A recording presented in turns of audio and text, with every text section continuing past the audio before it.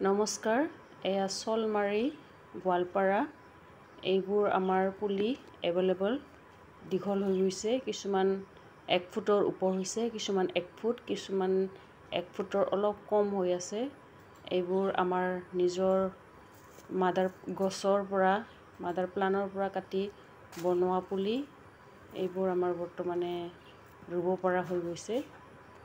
আমাৰ পুলি আৰু এইবিলাক গছৰ পৰা আমি পুলি বনাইছোঁ। এইবোৰ গছ কাটি এয়া আমাৰ ঘৰৰ এভেইলেবল গছৰ পুলি। এয়া গছ, এয়া ওচৰতে ভেনিলা গছ, ওচৰা-ওচৰি। কিন্তু গছডালক চালে এনেকুৱা লাগে ইমান ধুনীয়াকৈ পকি পকি জলকীয়া লাগি আছে। গোটেই গছডালত জলকীয়া ৰঙা হৈ লাগি আছে। এয়া আমি কম জেগাতে কেনেকৈ বিভিন্ন ধৰণৰ খেতি কৰিব পাৰোঁ। এইখন আমাৰ ভেনিলাৰ বাৰী, ভেনিলাৰ বাগান।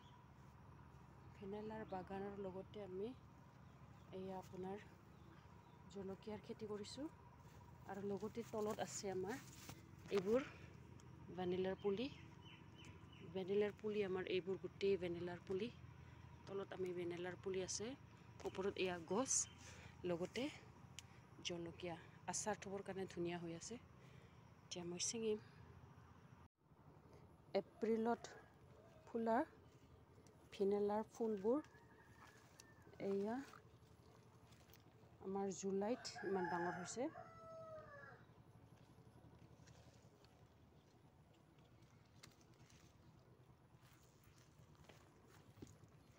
এপ্ৰিলৰ পৰা জুলাইলৈকে ইমান ডাঙৰ হৈছে।